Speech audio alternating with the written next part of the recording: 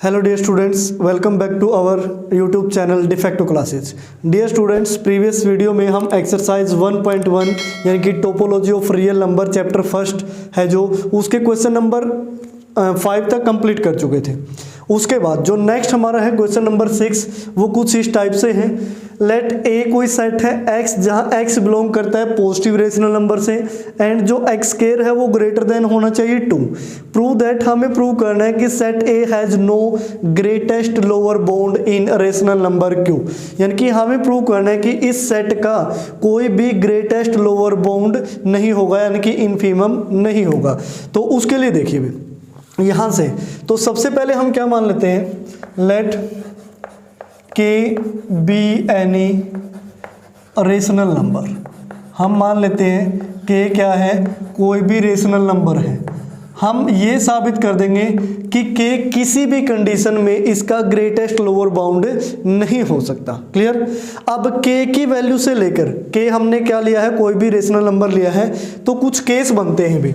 जैसे case first क्या है कि के कोई रेशनल नंबर अगर है तो के की वैल्यू हो सकता है कि लेस देन इक्वल टू 0 हो, यानी कि लेस देन इक्वल टू 0 का मीनिंग क्या होगा, 0 या 0 से छोटा नंबर हो। उसके बाद केस सेकंड क्या बनता है, हो सकता है कि जो के है वो 0 से बड़ा हो लेकिन एंड जो के का स्क्वायर है वो 0 से तो बड़ा हो और 2 से छोटा हो, यानी कि 0 और 2 के बीच में हो। जैसे यहाँ x स्क्वायर ग्रेटर देन 2 है। थर्ड केस आता है, जो केस थर्ड है, केस थर्ड क्या कहता है, हो सकता है कि k ग्रेटर देन 0 हो और जो k का स्क्वायर है वो इक्वल हो 2 के, यानी कि k का स्क्वायर हो सकता है वो 2 के इक्वल हो। अब फोर्थ केस आता है भी, केस फोर्थ, k अगर 0 से बड़ा है तो k का स्क्वायर है जो वो हो सकता है वो 2 से बड़ा हो। तो चार टाइप हो गए भी। चार टाइप कैसे, पहले में k को हमने लेस देन इक्वल टू 0 लिया, अगले में k कोई पॉजिटिव है लेकिन k का स्क्वायर 0 और 2 के बीच हो, या फिर k का स्क्वायर 2 के इक्वल हो, या फिर 2 से ग्रेटर हो। लेकिन सेट की डेफिनेशन क्या कहती है कि आपने x रेशनल नंबर ऐसा उसके अंदर इंक्लूड करना है सेट में जिसका स्क्वायर 2 से बड़ा होना चाहिए। अगर उसका स्क्वायर 2 से बड़ा नहीं है दिस मीन्स वो एलिमेंट भी सेट के अंदर नहीं है। ये सेट की डेफिनेशन है। अब पहले केस में बात करते हैं। और एक चीज और आप हमेशा ध्यान रखना, इससे पहले क्वेश्चन स्टार्ट करने से पहले ग्रेटेस्ट लोअर बाउंड का आपको असलियत में अर्थ पता हो भी। ग्रेटेस्ट लोअर बाउंड, इसकी एक सिंपल सी डेफिनेशन क्या होती है कि जितने भी सेट के लोअर बाउंड है उन सब में से जो बड़ा है उसको हम बोलते हैं ग्रेटेस्ट लोअर बाउंड। लेकिन ये ध्यान रहे जो वो सबसे बड़ा है, मान लिया वो कोई नंबर m है, m से बड़ा कोई भी ना हो, ये एक यूनिक हो, ये आप प्रूव करोगे। क्योंकि अगर आपको सिंपल 4-5 लोअर बाउंड दे दिए किसी सेट के और आपको सिर्फ उन्हीं में से छांटना हो और आप बोल दे सर यही ग्रेटेस्ट लोअर बाउंड है, जब तक ये कंफर्म नहीं हो जाता हाँ भी जो मैंने ये लिखा है इससे बड़ा लोअर बाउंड कोई है ही नहीं, तब तक हम इसको ग्रेटेस्ट लोअर बाउंड नहीं बोल सकते। तो इस चीज का आपने हमेशा ध्यान रखना है भी। तो अब फर्स्ट केस पे आते हैं। फर्स्ट केस क्या है, k less than equal to 0। अब k less than equal to 0 का मीनिंग क्या होगा, k या तो 0 या फिर क्या होगा, नेगेटिव होगा। अगर नेगेटिव है तो यहां से देखिए, since 1 is the lower bound of set ए। भी एक तो हमें साफ साफ दिखाई दे रहा है लोअर बाउंड है, एक साफ साफ दिखाई दे रहा है कि नहीं। देखो 1 का स्क्वायर यानी कि 2 से छोटा आएगा, इसका लोअर बाउंड है कि नहीं। ये 1 इस सेट के अंदर काउंट नहीं होगा लेकिन लोअर बाउंड तो है, इससे छोटा तो है। अगर 1 लोअर बाउंड है लेकिन k तो क्या है, नेगेटिव है, तो this means there it is not possible that कि GLB ऑफ सेट ए वो किसके इक्वल हो, k के इक्वल हो। भी सेट ए का ग्रेटेस्ट लोअर बाउंड कभी भी k नहीं हो सकता क्योंकि नेगेटिव नंबर है। तो फर्स्ट केस हो गया भी हमारा फेल। अब सेकंड केस पे आते हैं। k की वैल्यू हो सकता है 0 से बड़ी हो लेकिन इसका स्क्वायर 0 और 2 के बीच का हो, ठीक है ना। तो इसको प्रूव करने के लिए हम मान लेते हैं late y be any rational number, y क्या है, कोई भी रैशनल नंबर है एंड जो y है वो बिलोंग करता है सेट से। y किससे बिलोंग करता है, सेट से। और y को हम in the terms of k suppose कर लेते हैं। लेट सपोज y है जो 4 + 3k अपॉन 3 + 2k है। Clear, 4 + 3k upon 3 + 2k। अब आपके माइंड में ये आ रहा होगा सर ये आपने क्यों लिया, वो कंडीशन पे डिपेंड करता है, x² ग्रेटर देन 2, अभी चीज़ें समझ में आएगी।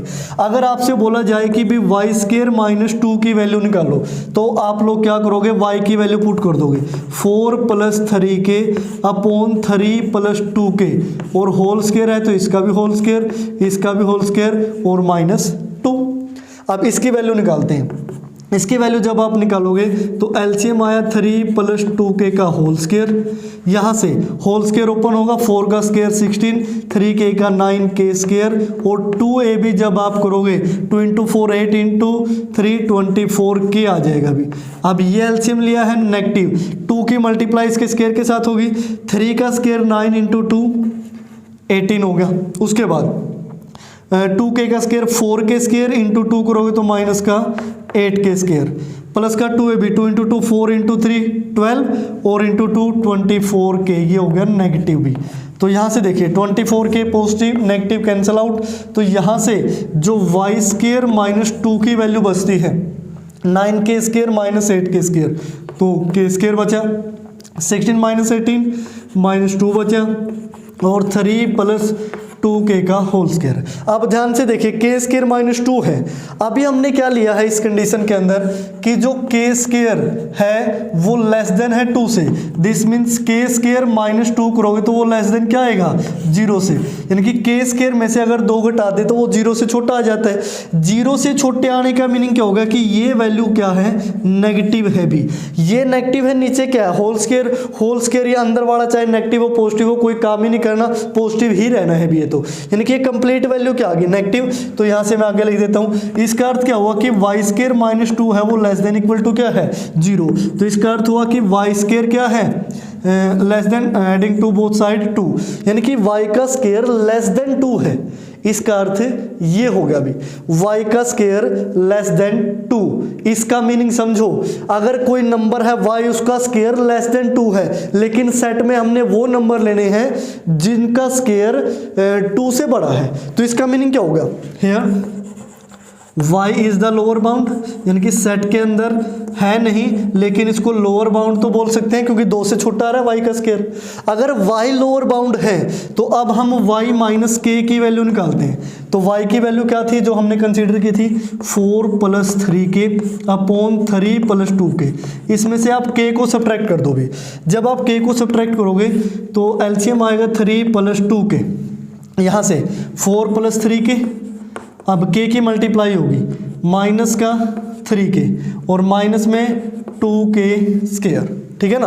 अब 3k से 3k कैंसिल, तो यहाँ से देखिए 2 आया कॉमन, 2 कॉमन आया तो यहाँ से 2 बचा, और यहाँ से माइनस का k स्क्वायर अपॉन यहाँ से 3 + 2k, ये वैल्यू आई भी, यानी कि y - k की वैल्यू ये आई।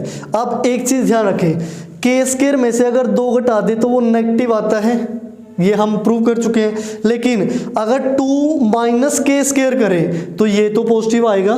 देखो k² में से 2 घटाने पर नेगेटिव आ रहा है, यानी कि k² क्या है, छोटा है 2 बड़ा है। इसका मीनिंग क्या है, k² छोटा है 2 बड़ा है। अब k² छोटा है और 2 बड़ा है, तो बड़े में से छोटा घटाएंगे पॉजिटिव, तो इसका मीनिंग क्या हुआ कि ये जो y - k वैल्यू है, ये वाली वैल्यू है जो मैं यहाँ लिख देता हूँ कि जो y - k है वो क्या है, पॉजिटिव है, यानी कि 0 है। तो इसका अर्थ क्या हुआ, y > k। अगर y > k है, y > k, इसका मीनिंग क्या था, y को हमने क्या लिया था, लोअर बाउंड लिया था। लोअर बाउंड इस सेट का a का ऑलरेडी k से बड़ा है, एक ऐसा लोअर बाउंड है जो k से बड़ा है, तो दिस मीन्स k कभी भी ग्रेटेस्ट लोअर बाउंड नहीं हो सकता। तो यहां से आप क्या लिखोगे, सो k is not a GLB, greatest lower bound. बस चीज़ें ध्यान रखना, मैं बोर्ड पे थोड़ा इधर उधर लिख रहा हूँ। तो ये हो गया अभी हमारा सेकंड केस। अब थर्ड केस पे आते हैं, इधर आ जाते हैं। अगर k 0 से बड़ा है और k का स्केयर 2 है, अगर k का स्केयर ही 2 के इक्वल हो गया तो k की वैल्यू क्या आएगी भी, √2, और √2 does not belongs to rational number. This means third case भी क्या हो गया, इम्पॉसिबल। भी रेशनल नंबर के केस में तो ये GLB हो ही नहीं सकता, क्योंकि k तो क्या आया, इरेशनल। अब लास्ट केस, तो इसको मैं रफ कर देता हूँ। अब लास्ट केस क्या कहता है, लास्ट केस में देखिए, लास्ट केस में हमें जो लेना है वो है k ग्रेटर देन 0 और k का स्केयर है जो ग्रेटर देन क्या हो, 2। सेम वही y हमने माना है, हम y को लिखेंगे अभी जो हमने लिखा था 3k और 3 + 2k। क्लियर। अब उसके बाद same as it is condition इसके लिए अप्लाई करते हैं। वैसे तो हम यहाँ से भी कर सकते थे। देखो यहाँ से हमारा जो लास्ट में रिजल्ट आया था, जो मैंने यहाँ लिखा था y² - 2 लेस देन क्या आया था, चलो एक बार सोल्व कर लेते हैं। अगर y² - 2 की वैल्यू निकालें, y² - 2 यानी कि 4 + 3k का होल स्क्वायर अपॉन 3 + 2k का होल स्क्वायर, और माइनस में क्या आया 2। वही सेम हमने क्या लिया एलसीएम, 3 + 2k का होल स्क्वायर। यहाँ से हमारा क्या बचा था भी, अगर आपको याद हो तो हमारी वैल्यू आई थी k² और -2 जो अभी मैंने लिखा था। अब इस केस में ये किसके इक्वल है, y² - 2k। अब y² - 2 की वैल्यू ये आ गई। अब k² - 2 की वैल्यू देखो क्या होगी, अगर यहाँ से k² ग्रेटर देन 2 है तो k² - 2 ग्रेटर देन क्या होगा, 0। अब फोर्थ वाला केस हो गया, अगर k² - 2 0 से बड़ा है तो ये तो हो गया पॉजिटिव, नीचे होल स्क्वायर है ये ऑलरेडी पॉजिटिव है। तो यहाँ से एक चीज़ क्लियर हुई कि y² - 2 ग्रेटर देन होगा 0 से, तो इसका मीनिंग क्या होगा, y² ग्रेटर देन होगा 2 से। अब y² है जो 2 से बड़ा है, 2 से बड़ा है, दिस मीन्स इस सेट में इंक्लूड है, क्योंकि वही एलिमेंट लेने हैं ना जिनका स्केयर 2 से बड़ा है, तो y² इस सेट के अंदर होगा। अब y - k की जो वैल्यू निकाली थी अभी हमने, y - k की, y - k ग्रेटर देन इस केस में क्या आया था 0, क्योंकि y - k की वैल्यू यहाँ से देखो ये हमने कैंसिल आउट किया था, तो यहाँ से बचा था 2 कॉमन लेने के बाद 2 - k² बाय में 3 + 2k आया था। ये y - k की वैल्यू थी, किसकी वैल्यू, y - k की। तो y - k इक्वल टू देखो 2 - k² है, 2 - k², ध्यान से समझना। अब यहाँ से देखो k² बड़ा है 2 से, अगर k² 2 से बड़ा है, छोटे में से बड़ा घटाओगे तो वैल्यू क्या आएगी, नेगेटिव। वैल्यू क्या आएगी, नेगेटिव। तो ऊपर नेगेटिव हो गया, नीचे भले जो कुछ हो, दिस मीन्स y - k, जो y - k की वैल्यू होगी यहाँ क्या थी, पॉजिटिव, अब क्या हो जाएगी, ये नेगेटिव हो जाएगी। इस केस में अगर ये नेगेटिव है, दिस मीन्स y क्या होगा, लेस देन k। y किससे होगा, k से छोटा होगा। अब y अभी हमने क्या देखा था कि y तो सेट A के अंदर ही है, सेट A के अंदर कोई एलिमेंट है, let us suppose set A है, ये है जो भी है, y लिखा है यहाँ, लेकिन y ऑलरेडी k से छोटा है, k इससे क्या है, बड़ा। तो k क्या इसका ग्रेटेस्ट लोअर बाउंड बन सकता है, कभी भी नहीं बन सकता, उससे छोटा तो ये है कि नहीं, जो सेट है y। तो दिस मीन्स इस केस में भी k क्या है, ग्रेटेस्ट लोअर बाउंड नहीं होगा। अगर इन चारों केस में कहीं भी k ग्रेटेस्ट लोअर बाउंड नहीं है, दिस मीन्स ये क्या है, इम्पॉसिबल है कि इस सेट का कोई भी ग्रेटेस्ट लोअर बाउंड हो। ठीक है ना, यानी कि ये हमारा प्रूव हो गया है कि सेट A का कोई भी ग्रेटेस्ट लोअर बाउंड नहीं है। अब आपके माइंड में ये आ रहा होगा कि स्टार्टिंग में सर आपने क्या लिखा था, 1 इसका लोअर बाउंड है, तो 1 को ही हम ग्रेटेस्ट लोअर बाउंड क्यों नहीं बोलते, क्योंकि ग्रेटेस्ट लोअर बाउंड की डेफिनेशन क्या है, सभी लोअर बाउंड्स में से जो सबसे बड़ा है वही ग्रेटेस्ट लोअर बाउंड। लेकिन अब 1 लोअर बाउंड जरूर है, लेकिन क्या ये साबित हो पाया कि इससे बड़ा कोई नहीं है। हमने तो मान के देख लिए चारों केस, कोई मिला ही नहीं, यानी कि हम इसको यूनिक नहीं कह सकते, कोई हम इसको यूनिक नहीं कह सकते। हो सकता है वो हो, क्योंकि 1.1 मान के चलो, 1.1 का स्केयर भी तो क्या होता है, 2 से छोटा ही होएगा। अब 1.2 भी हो सकता है, 1.3, काफ़ी सारी चीज़ें हो सकती है। यानी कि वो चीज़ें हमें मिल ही नहीं रही, वो नंबर हमें नहीं मिल रहा कि हम ये कह सके हाँ भाई ये नंबर है और इससे बड़ा कोई भी लोअर बाउंड नहीं है, 1 से तो बड़े बहुत सारे लोअर बाउंड हैं, ठीक है ना। जब तक वो वैल्यू हमें नहीं मिलती तो फाइनली हम GLB उसको नहीं बोल सकते, क्योंकि उसकी यूनिकनेस का होना जरूरी है। तो इस वजह से यहाँ पे इस सेट का कोई भी ग्रेटेस्ट लोअर बाउंड नहीं होगा। उसके बाद क्वेश्चन नंबर 7 देखिए, 7 की स्टेटमेंट है, if A and B are bounded subset of R, A और B दोनों क्या है, बाउंडेड सबसेट है रियल नंबर के, देन प्रूव दैट कि जो सेट है A प्लस B जो सेट बनेगा वो किस फॉर्म में है, X प्लस Y, जहाँ X एलिमेंट है A का और Y एलिमेंट है B सेट का, वो भी क्या होगा, बाउंडेड होगा। और उसके बाद हमें प्रूव करना है कि जो A प्लस B का इनफीमम बनेगा वो इक्वल टू होगा infimum of A plus infimum of B के लिए। तो इसका सॉल्यूशन देखते हैं किस तरीके से होगा भी। अब यहाँ पे जो गिवन है स्टार्टिंग में A और B क्या है, बाउंडेड सेट, तो हम लिख लेते हैं here A and B are bounded sets, ठीक है ना, बाउंडेड सबसेट्स ऑफ R लिख सकते हो आप। अगर ये बाउंडेड है तो इसका मीनिंग क्या हो गया, इसका कोई ना कोई अपर बाउंड भी एग्जिस्ट करता है और लोअर बाउंड भी एग्जिस्ट करता है भी। तो यहाँ से हम मान लेते हैं देन कि जो मोड ऑफ x है वो लेस देन इक्वल टू रहेगा सम k1 से for all x belongs to set A, and जो k1 है वो भी किससे बिलोंग करता है, कोई भी रियल नंबर हो सकता है। अब mod less than equal to k1 का मीनिंग क्या होगा कि x की जो वैल्यू है माइनस k1 से बड़ी रहेगी और k1 से छोटी रहेगी, यानी कि एक लोअर वैल्यू मिली और एक अपर वैल्यू मिली, तभी तो वो क्या है, बाउंडेड है। ऐसे ही जो मोड ऑफ y है वो लेस देन इक्वल टू रहेगा k2 से for all x belongs to for all y belongs to b, and जो k2 है वो भी क्या है, एक रियल नंबर। क्लियर, कोई भी रियल नंबर हो सकता है। अब उसके बाद देखिए हम अब मान लेते हैं ये जो मोड x मोड y है और इस तरीके से ये लेस देन इक्वल टू और इस तरीके से ये है। अब दोनों को हम ऐड कर देते हैं, भी ऐड कर देते हैं, या फिर हम मान लेते हैं let z belongs to set A plus B। अब z हम मान लेते हैं वो किससे बिलोंग करता है, A प्लस B से। जो z है वो किस फॉर्म में होगा, x प्लस y की फॉर्म में होगा। z कोई एलिमेंट है A प्लस B का, जो z है उसकी फॉर्म क्या होगी, x प्लस y।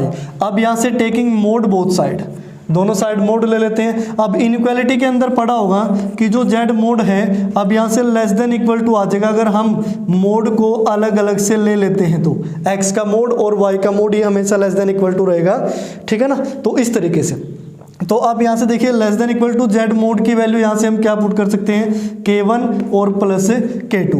तो यहाँ से साबित हुआ कि जो z का मोड है वो लेस देन इक्वल टू आ गया k1 प्लस k2 से, यानी कि ये जो z है वो k1 प्लस k2, अगर इसके बाहर नेगेटिव लगा दें माइनस में k1 माइनस में k2 से तो बड़ा रहेगा और k1 प्लस k2 से क्या रहेगा, छोटा, यानी कि अपर बाउंड भी एग्जिस्ट कर गया, लोअर बाउंड भी एग्जिस्ट कर गया। So we can say that set है जो A plus B, set A plus B is also bounded, ठीक है ना, वो क्या हो गया, बाउंडेड हो गया भाई। क्लियर, ये चीज़ हमने सीख ली भी, यहाँ से बाउंडेड हो गया, अपर बाउंड लोअर बाउंड मिल गया, दिस मीन्स वो क्या है, बाउंडेड। उसके बाद अब हम सपोज कर लेते हैं, लेट हम मान लेते हैं कि इनफीमम ऑफ A का इनफीमम मान लेते हैं L1 है, इनफीमम ऑफ B वो मान लेते हैं L2 है, and infimum of A plus B वो हम मान लेते हैं L है भी। तीनों के हमने क्या मान लिए, इनफीमम मान लिए, यानी कि ग्रेटेस्ट लोअर बाउंड में सबसे बड़ा वो क्या है, L1। अगर लोअर बाउंड में सबसे बड़ा L1 है तो दिस इम्प्लाइज, यहाँ से हम क्या लिख सकते हैं कि जो x है वो ग्रेटर देन इक्वल टू रहेगा L1 से भी, x greater than equal to L1 for all x belongs to set A, यानी कि लिस्ट अपर जो ग्रेटेस्ट लोअर बाउंड का मीनिंग है लोअर बाउंड में सबसे बड़ा है, लेकिन एक्चुअल में x तो बड़ा होगा ना जो सेट का एलिमेंट है उससे, तो वो जो उससे नीचे ही है, ऐसे ही y greater than equal to रहेगा L2 से for all y belongs to set B। Clear? तो यहाँ से हमें ये मिल गया। अगर हम दोनों को ऐड कर देते हैं भी, ये फर्स्ट और ये सेकंड, तो मैं आगे लिख देता हूँ इसको इस तरीके से, बोर्ड को डिवाइड कर लेते हैं। एडिंग फर्स्ट एंड सेकंड, अगर दोनों को हम ऐड कर देते हैं, अगर हम दोनों को ऐड करेंगे तो यहाँ से क्या मिलेगा, x plus y, x plus y वो ग्रेटर देन इक्वल रहेगा L1 प्लस L2 से। और x प्लस वाई की वैल्यू देखो, x प्लस वाई की वैल्यू इसको हम स्टार मान लेते हैं, यहाँ से क्या थी, z थी, तो इसका अर्थ क्या हुआ कि जो z है वो ग्रेटर देन इक्वल है L1 प्लस L2 से। ठीक है ना, इसको हम मान लेते हैं थर्ड मान लेते हैं। क्लियर? थर्ड इक्वेशन होगी। अब अगर ऐसा है तो ध्यान से समझिए, L1 हमने लिया है इन्फीमम ऑफ ए, यानी कि लोअर बाउंड में सबसे बड़ा है। तो यहाँ से देखिए, then for epsilon greater than 0 there exist a number, there exist x1 which is belongs to a। जो x1 है, जो क्या है, x1 है, वो लेस देन इक्वल टू रहेगा इन्फीमम प्लस एप्सिलॉन बाय 2 से। ध्यान से समझिए, इस लाइन को समझ जाइए, सारा कुछ क्लियर हो जाएगा। अगर किसी हम एप्सिलॉन ग्रेटर देन 0 के लिए अगर हम लोअर बाउंड यानी कि GL ग्रेटेस्ट लोअर बाउंड में कुछ पॉजिटिव यानी कि पॉजिटिव क्वांटिटी ऐड कर देते हैं, तो कोई ना कोई नंबर तो ऐसा होगा उस सेट का जो इससे क्या रहेगा, छोटा रहेगा, क्योंकि लिस्ट अपर ये जो ग्रेटेस्ट लोअर बाउंड है इसमें हमने ऐड कर दिया तो वो सेट के अंदर चला गया, सेट के अंदर चला गया तो कोई एलिमेंट तो उससे छोटा जरूर होगा। सिमिलरली, ठीक है ना, for epsilon greater than 0 there exist, इसी तरीके से हम सेकंड सेट के लिए करेंगे, देयर एग्जिस्ट कि y1 जो बिलोंग्स करता है b से, कि जो y1 की वैल्यू है वो लेस देन इक्वल टू रहेगी, L1 था ना, L लिख लिया मैंने, L1 लिया था, तो यहाँ से L2 प्लस एप्सिलॉन बाय 2, और एप्सिलॉन की वैल्यू क्या है, ग्रेटर देन 0। तो अब हम इन दोनों को ऐड कर देते हैं, दोनों को ऐड करोगे तो x1 plus y1 less than equal to L1 plus L2 plus epsilon by 2 add करोगे तो दिस मीन्स क्या हो गया, एप्सिलॉन। क्लियर? और x1 प्लस y1 इसका अर्थ क्या होगा, इसको हम क्या लिख सकते हैं, z लिख सकते हैं, क्या लिख सकते हैं, z। या फिर z भी अगर आपने नहीं लिखना, x1 y1 लेस देन है इससे, लेकिन यहां से देखिए एक ये वाली टर्म है जो L1 L2 जो आया था वो क्या था, z बोल रहा था भी ग्रेटर देन है L1 और L2 से, L1 और L2 से।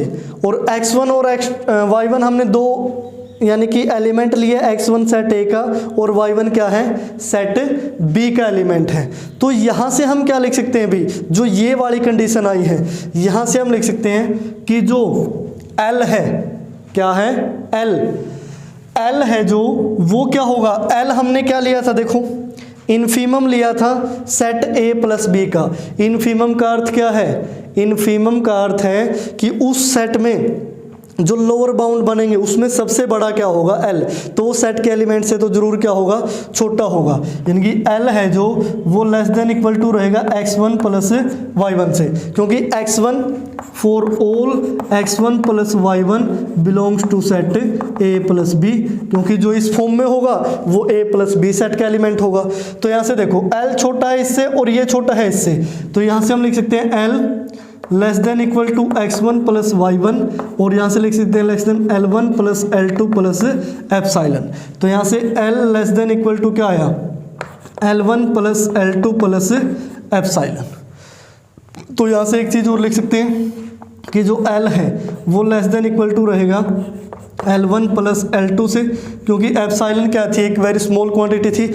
अब देखो एक तो ये वैल्यू आ गई, तो यहाँ से एक इंपॉर्टेंट चीज़ और देखिए कि जो L है infimum of A plus B है जो, वो ग्रेटर देन इक्वल रहेगा L1 प्लस L2 से। अब ये चीज़ कहाँ से आई ये मैं आपको बताता हूँ।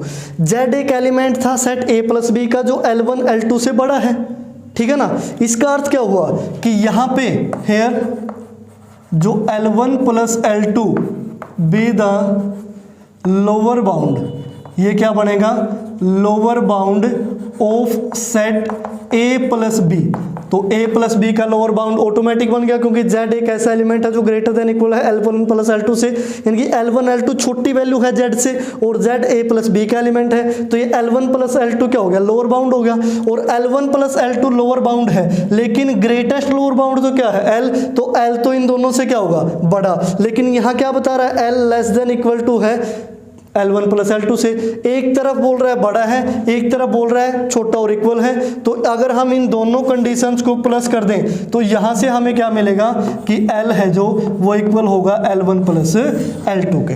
भी बड़ा छोटा तो हो नहीं सकता, इक्वल तो हो सकता है, दिस मीन्स ये क्या होगा, इक्वल। तो यही हमें प्रूव करना था कि infimum of A plus B is equal to होगा infimum of A plus infimum of B के। तो इस तरीके से आप क्वेश्चन नंबर 7 को सोल्व करोगे।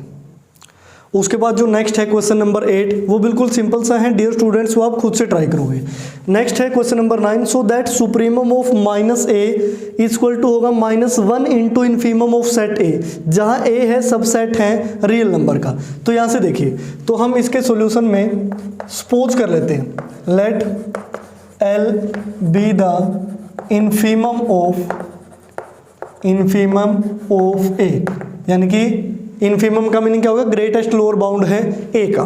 अगर L ग्रेटेस्ट लोअर बाउंड है ए का, देन जो x है वो ग्रेटर देन इक्वल रहेगा L से for all x belongs to ए।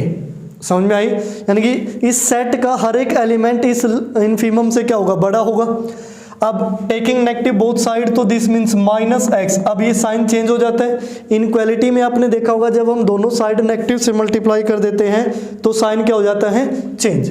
तो यानी कि -x अब क्या आ गया, less than equal to -L for all -x belongs to -a। ये चीज क्लियर हुई कि -x less than equal to क्या रहेगा, -a।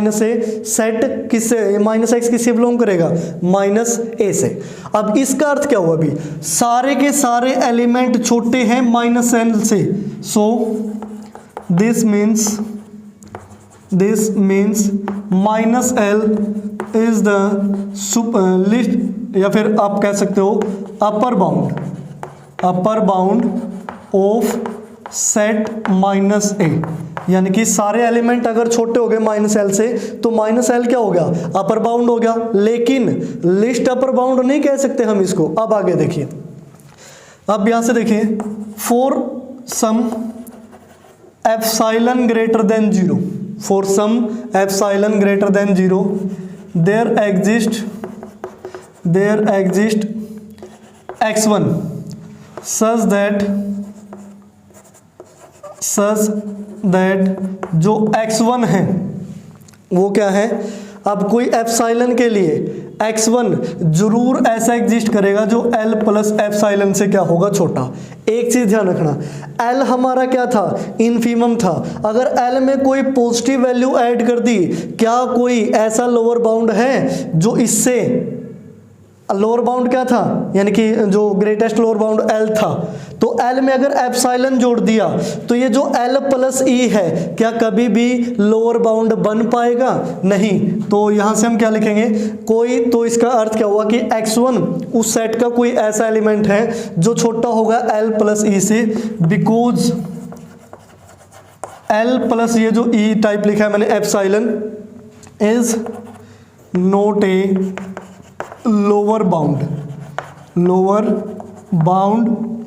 ऑफ सेट ए, क्योंकि सेट ए का सबसे बड़ा लोअर बाउंड ही L था। L में कुछ प्लस कर दिया तो ये तो लोअर बाउंड होने का कोई चांस ही नहीं। क्या L प्लस एप्सिलॉन L से बड़ा हो गया तो लोअर बाउंड कहाँ से रहा, इससे छोटे वाले रहेंगे ना सारे, तो ये होगा। अब टेकिंग नेगेटिव बोथ साइड, तो क्या होगा -x1, अब ये साइन चेंज हो जाएगा, ठीक है ना, या फिर इक्वल टू भी लगा सकते हो यहाँ इक्वल टू, तो यहाँ से क्या आएगा -L और -एप्सिलॉन। अब इसका अर्थ क्या हुआ, फॉर ऑल, यहाँ मैं थोड़ा नीचे लिख देता हूँ, -x1 बिलोंग्स टू -a। इसका अर्थ क्या हुआ कि -x1 है जो वो ग्रेटर देन इक्वल हो गया -L और -e से। अब -L और -e से बड़ा है तो -L और -e इसका अर्थ क्या हुआ, ये क्या हुआ भाई, लोअर बाउंड हुआ कि नहीं, क्या हुआ, लोअर बाउंड। अब इन कंडीशंस में देखिए -x1 greater than equal to -L minus epsilon है। अब हमें जो प्रूव करना था, अब यहाँ से देखिए फर्स्ट वाली कंडीशन से, ये सेकंड है और ये थर्ड है। सेकंड और थर्ड को देख लीजिए, जो माइनस का x है वो less than equal to -L है, लेकिन माइनस का जो x1 है वो ग्रेटर देन इक्वल टू है -L माइनस एप्सिलॉन से। तो इसका अर्थ क्या हुआ कि यहाँ पे जो सुप्रीमम होगा -a का, सुप्रीमम होगा -a का, वो क्या बनेगा भी, -L ही बनेगा। ध्यान से समझना, -L ही बनेगा, क्योंकि -x क्या है, इस -L से क्या है, छोटा है। लेकिन x1 देखा तो इसमें से जरा सा हमने माइनस किया था, माइनस एप्सिलॉन, ये बड़ा हो गया उससे, किससे, बड़ा हो गया -L माइनस e से। अगर हम ऐसा ना करते तो ये क्या होता, छोटा रहता। तो यानी कि -L क्या था, सुप्रीमम था। तो यहाँ से हम लिखते हैं from second and third we can say that कि जो सुप्रीमम ऑफ किसका, -a का, वो क्या होगा, -L होगा भी, क्योंकि -L में से जरा सा माइनस करने से जो उसके एलिमेंट है वो बड़े होने लग रहे हैं, है कि नहीं। तो दिस मीन्स माइनस क्या आएगा, L आएगा, और -L का मीनिंग क्या हो गया, -1 इंटू L क्या था, इन्फीमम ऑफ ए। बस हो गया प्रूव। तो ये है आपका क्वेश्चन नंबर 9, बिल्कुल सिंपल सा है। उसके बाद अब आपका बचता है क्वेश्चन नंबर 10 और क्वेश्चन नंबर 11 तो जस्ट एक थ्योरम है जो इंट्रोडक्शन में आप पढ़ चुके हो। क्वेश्चन नंबर 10 आपने खुद से सोल्व करना है भी। तो इस तरीके से आज हमने क्वेश्चन नंबर 6, 7 और 9 को सोल्व किया। क्वेश्चन नंबर 8 और 10 आपके लिए छोड़ दिए। 11 थ्योरम है, बेसिक इंट्रोडक्शन में आप पढ़ चुके हैं। तो डियर स्टूडेंट्स, इस वीडियो के साथ जो हमारी फर्स्ट एक्सरसाइज है sequence and series chapter number 1 topology of real number, वो होती है कंप्लीट। डियर स्टूडेंट्स, अगर आपको वीडियो पसंद आती है तो वीडियो को लाइक जरूर किया करें, नीचे कमेंट में अपने रिव्यू दिया करें। पॉजिटिव हो चाहे नेगेटिव वो बात की बात है, लेकिन रिव्यू जरूर दें कि आपको वीडियो कैसी लगती है। और ज़्यादा अपडेट के लिए या फिर रेगुलर अपडेट पाने के लिए आप चैनल को सब्सक्राइब कर ले, बेल आइकन को आप प्रेस कर ले, ताकि वीडियो डलते ही सबसे पहले नोटिफिकेशन आपके पास आए। तो डियर स्टूडेंट्स, आज की वीडियो में फिलहाल इतना ही। Thank you.